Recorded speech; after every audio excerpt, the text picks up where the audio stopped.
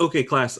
So in this video, we're going to talk about a practice that began in Paracas but continued through Nasca.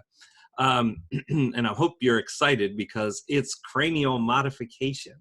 So let's take a look. Impressive. Impressive. So again, this is done in the same way that the Maya were doing it, by binding the head of infants to get that sort of growth.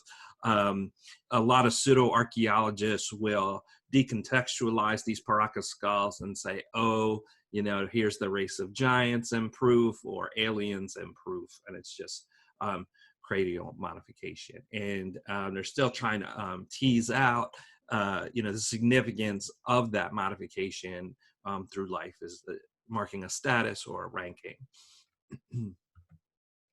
Yeah, get some altitude there. So there's also a lot of trophy head taking. I pointed that out in the last video where it's appearing in the iconography, but we actually find those skulls. So you get decapitation, then you enlarge the foramen magnum, which is the hole in the bottom of your head that all of your nerves from your spine go up in through there. And so they're enlarging that and taking the brain out, and then modifying the top of the head so that a woven rope can be come out the top, and then you can carry it around. Yeah, like that.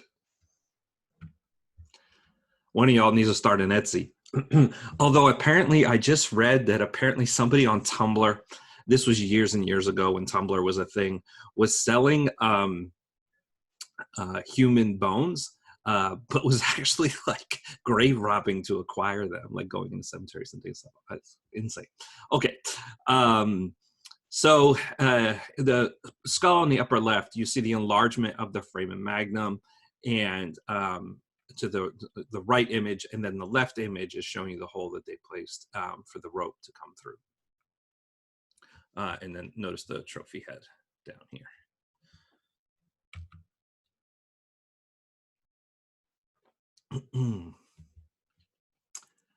Yeah.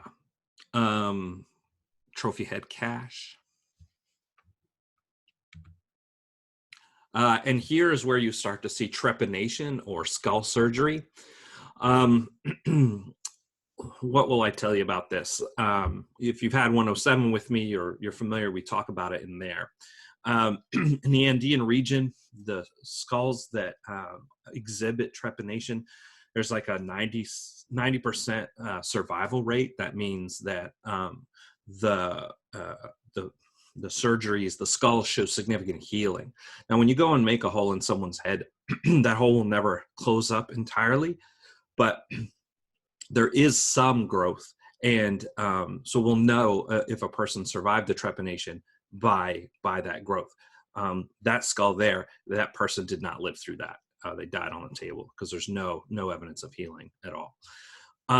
So why are they doing this? It's really an interesting story. So the current theory is that sometimes when you get blunt force trauma to the head, this can cause brain swelling and seizures due to a swollen brain. And it's the case that if you make a hole in the skull to relieve that pressure, the seizures will stop. This is still done today, not holes that size.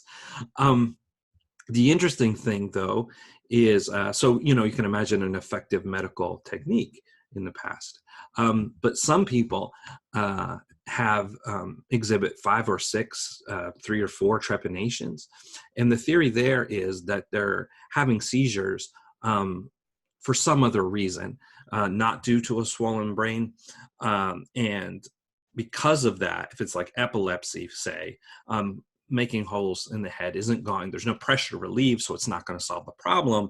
And we think they're just thinking, oh, the first trephination didn't take, just the response to a seizure is skull surgery.